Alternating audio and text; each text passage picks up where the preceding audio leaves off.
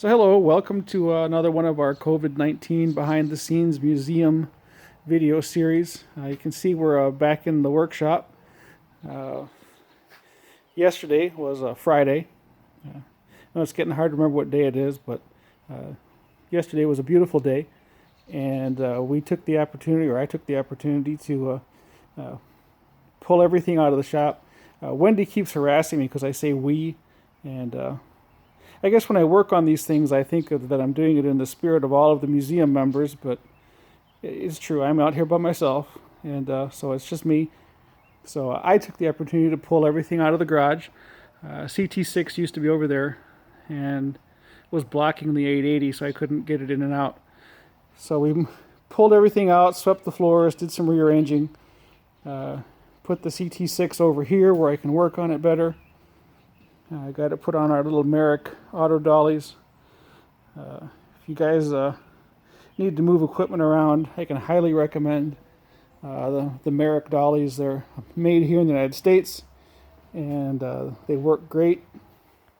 You can see we got the master cylinder off, got the steering gearbox off. Started working back here on getting some of these. This thing had like 4 different trailer hitches welded to it, and I got those off of there. There's a big hole torch cut in this cross member, which I don't know if you can't really see. So it looks like at one time this had one of the military style pintle, the swiveling pintle hooks on it with the big spring. So I noticed that, and I'm trying to decide if I want to cut this plate off too and go back to the swivel pintle. But I don't have one of those, and I don't know where I could find one. And I kind of like the way this plate looks. And so I'm trying to decide what course or which direction to go. I'm also trying to decide if I want to take these fenders off or leave them on. I really think I should leave them on. They look like they'd be a huge pain in the butt to get off. And you can see that these are cast iron. You can see how thick they are. So they are they can't be light.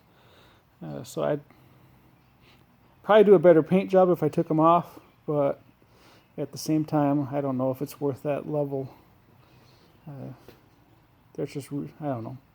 I got time to think about that right now. I've got a bunch of other stuff to work on. So the CA1 has moved. You can see our cross drive is now over here on this side of the shop. Kind of rearrange things. This is the cross drive out of the first bulldozer. This has been sitting in the back of the M880 since we moved out of the other garage about a year and a half ago. And I finally decided to get off my backside and get it out of the back of the truck and get it onto the floor again.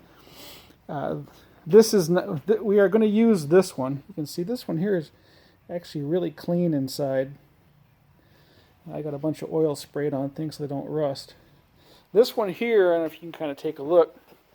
This one here, when we got it, was full of water, and you can see how much rust there is. I don't have the covers off of this one, but you can see this thing here, and there's you can't. The light's terrible right now, but you can kind of see there's just a massive amount of sludge laying in the bottom of it.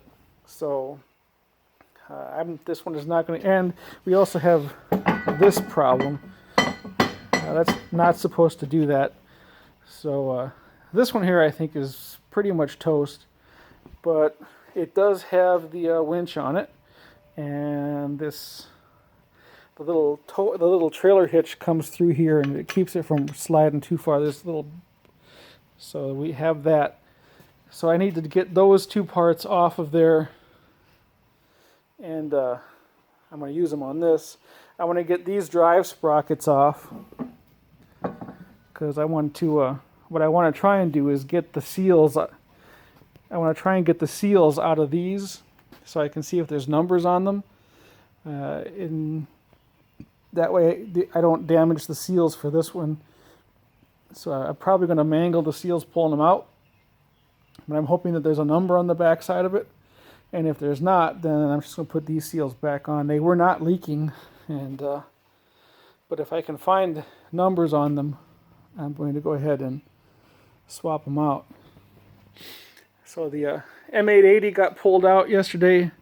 We gave it a bath. It was really dirty. It had been sitting in here, and we had some cement work done. It had cement dust all over it, so took it outside, gave it a nice bath, cleaned it up, and took it around the block a couple of times. It's running good. I thought we had a transmission problem, but once I took it around the block a couple of times, it pumped up, and I don't know. Automatic transmissions are not my thing, but my understanding is that, and you Chrysler guys can yell at me if I get this wrong, but my understanding is that the Chrysler automatic transmissions don't circulate fluid unless they're in gear. So you actually have to drive them to get the fluid moving through them. And if you don't drive them a lot, or if you just let them sit and idle, they don't pump up. And I think that was the problem we had. Once I took it around the block a few times, got it warm, she was running good, and put it back in the garage here for safekeeping. I've been collecting parts for this thing. I've got a beautiful core support. I've got two really nice fenders. I've got a replacement for the driver's door, which is completely rusted out. And I've got a whole bunch of parts that I've been collecting that hopefully we'll be able to put on it one day in the near future. I don't need to have 3 vehicles disassembled. I've already got, this one and these here. So I think I've got enough stuff to work on for the moment. So I did load all the stuff that's ready to be media blasted into the back of the truck just to get it off the floor and get it out of the way. So you can see I got a fairly broad assortment of both CA1 and CT6 parts that need to be, that once this is over and everybody can go out again, and we'll be heading off to the media blasters. The only thing that's not in the truck is this CA1 frame section, which is just too heavy for me to pick up, and so it's just going to sit here on the floor until time comes. This is actually supposed to be 5 individual pieces, 2 outer frames, the 2 inside frames, and the pivot bar. Again, this is one of those things where I'm like, I could probably spend a week and 2 bottles of acetylene or in oxygen trying to get this apart and make the suspension work fully and correctly on the bulldozer. But the probability is this bulldozer is going to sit in the museum, and it's just one of those things where I just I don't know if it's worth trying to get up. And I don't even, I have the other frame for the other bulldozer. It's sitting outside right now. It's bent and pretty badly. And I was testing it on that one. And when I was trying to pull it, it was actually curling this bar in when I had the puller on it. And so I don't want to bend the frame trying to get this apart. And especially, we're not going to be using this for construction. I mean, if it goes out at all, it might go to an air show or a show or something and drive around once or twice. But so, again, one of those decisions we have to make. So if somebody has a brilliant idea on how to get these apart in a logical and safe manner that won't damage them more than necessary, let me know, and we'll talk. So, okay, as you can see, we've now looped back around here to where we started. We got all this stuff here. These are all parts, all waiting.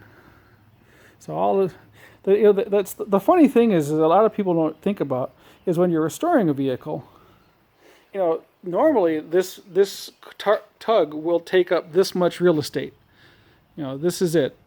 And the bulldozer is about the same size. But when you take them apart, they suddenly take up all this room. So, again, you need to have enough room.